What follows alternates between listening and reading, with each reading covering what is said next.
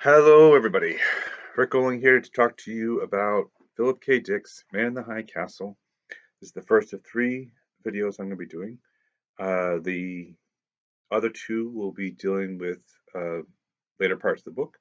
This one is the first one that will deal with those opening chapters that I think in some ways are not hard to read and understand. There's a lot of characters introduced, but you can get used to that after a little bit.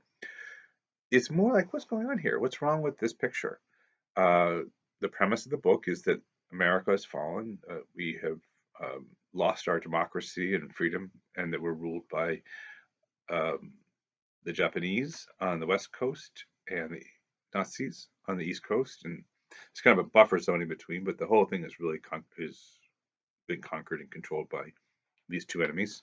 There's some puppet states, which means that, for example, in the West Coast, there's a Caucasian white government, but they're really just the puppet of the Japanese. That's why they're called Pinocs, P-I-N-O-C, Pinocchios, puppets. So the book opens, both chapter one and chapter two, with scenes about businessmen having pretty much a bad day. That's a very strange way to begin a novel. It introduces Nazis and the Japanese as key plot elements in the very beginning. Because this is not a war novel, is it? Uh, Even though World War II kind of gives us our premise for the book, this is very much a novel about peace. Um, there's kind of a Cold War, you could say, going on between the Nazis and the Japanese in the book. That would have mirrored the Cold War between the United States and the Soviet Union in 1961 when Philip K. Dick wrote the book. But I think he wants you to be like disconcerted that life in these United States for some of the characters is not too bad. So let me take a couple minutes here and talk about some of these characters and see where they're at. See if we can figure out what Mr. Philip K. Dick is up to here. Robert Childane. He's our first character. He's the antique dealer. He's having a bad day because a customer chewed him out. Not a very heroic place to begin a book, right? What we discover by looking into the mind, because we get to see Mr. Childane from inside, is that he hides behind the fact that his customers can't read his thoughts. So it means that he doesn't have to be entirely authentic with them. This is a good thing. It's almost like that idea of face, right? In Japanese culture, you kind of all people ever see of you is your face. So it's so important what you present to the world. Um, Behind it, he hides the fact that he doesn't actually like his Japanese conquerors, but he does like the fact that his business has been able to continue and actually thrive. Um, it seems these new Japanese conquerors are fascinated by Americana, that is, anything to do with America before the capitulation. Now, this is an interesting twist. They've taken over America, they're content to kind of make it their own, but all their nostalgia is for before their arrival. They can only get enough of the old world when America was a true democracy, when America was a democracy. So, what's Philip K. Dick playing with there? Like, the idea is that in an antique store, he's supposed to be offering his customers, many of whom are Japanese, authentic American history. But how can it be authentic if it's all really just something that's really gone away, a dream of the past? Um, it it's an illusion. It's like people mistaking baseball cards for baseball. Uh, you can collect these things and it's enjoyable, but there's something artificial about it all, isn't there? Especially when we find out that some of these antiques in Mr. Childane's store are inauthentic. I think it's interesting that when he discovers that some of them are, he's horrified for his reputation, for you know his money situation, his economic situation. Uh, he doesn't respond to it as somebody who is upset, that as someone who loves genuine antiques, that he's been selling his customers something inauthentic. That deep moral problem, doesn't trouble him at all. Yeah. The other businessman we meet, Mr. Tagomi, is much more, I think, honorable. He also stresses a lot about business decisions, and uh, he also takes his position of power and privilege rather for granted. He doesn't treat his Caucasian workers too bad, but he definitely believes in the hierarchy and caste. But Mr. Tagomi is such an interesting character, folks. Keep an eye on him. He will be troubled by things that I don't think would trouble Mr. Childane. Mr. Baines, the guy coming from Sweden, and Mr. Tagomi, the Japanese businessman, each separately share a thought that I think is absolutely key to understand this book. They both think when they're thinking about the Nazi regime, and they think the madmen rule the world. And I don't think they just mean in the Nazi half. I think they recognize that in this deal that's been brokered between the Nazis and the Imperial Japanese, that the Japanese seem to be presenting a much better option to the world, but it's based upon a lot of the same principles. Uh, there's a good reason why the Japanese are able to get along so comfortably with the Nazi regime.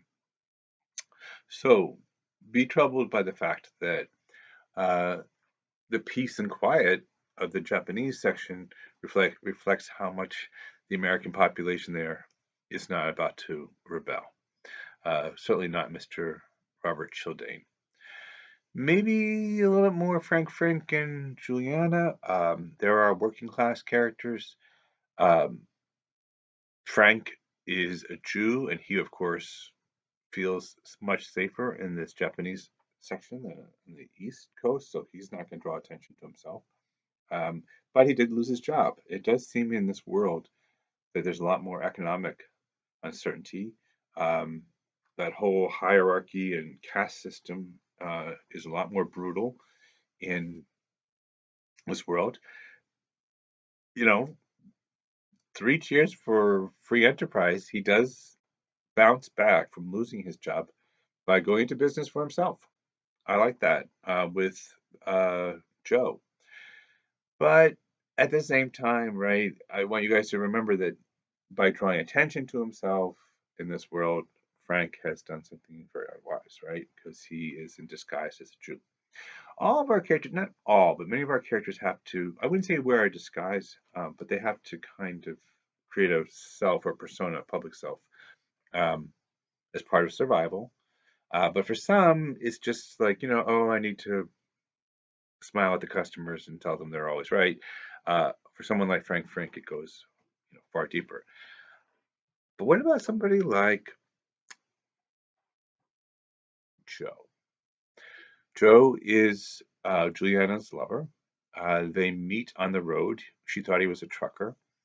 Um, at the beginning, he seemed like such an ordinary Joe, right? He just seemed like one of the people you think, oh, well, he's an ordinary guy. He's a trucker.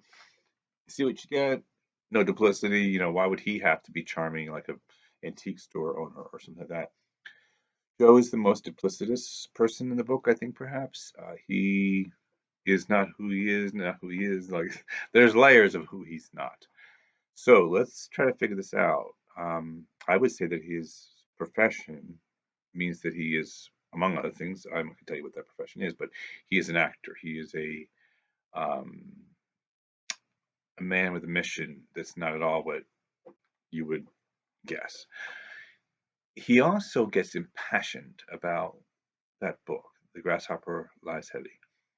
And Juliana, who's quite sharp, I think she realizes that um, when he gets angry at one point talking about the book and he's driving, that is probably the only time he's really himself.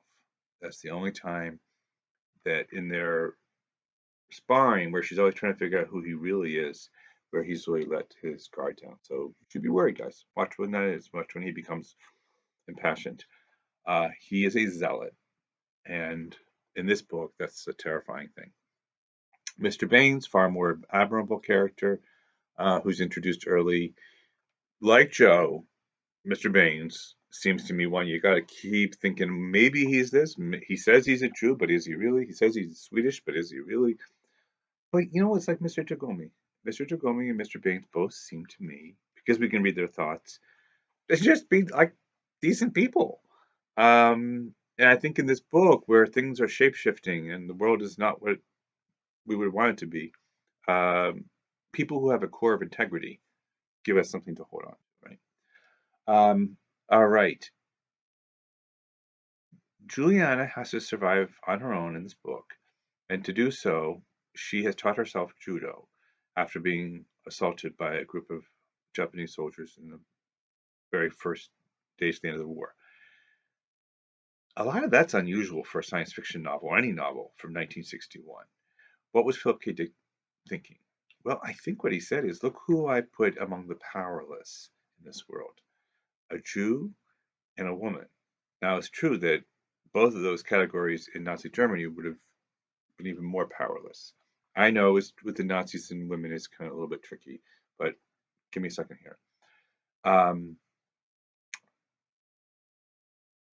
Behind this, I think, is what he's saying is not just that. I'm going to try to break it down this way.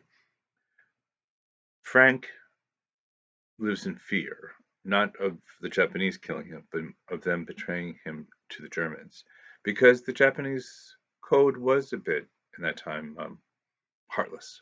Uh, they wouldn't have hesitated uh, to betray Frank. With the issue of women in the book, that's a little bit trickier. You know, Nazis didn't persecute women or the Japanese, but they also had little regard for feminism and women's rights. This is evident in the rape of uh, Julianne. During wartime, women tend to suffer even more in an atmosphere of lawlessness, right? It goes deeper than this. The I Ching and the philosophies of Buddhism tend to teach nonviolence. Feminism argues for change, but it tends to use nonviolent means. Traditionally, at the Women's March, of course, there were no violent incidents.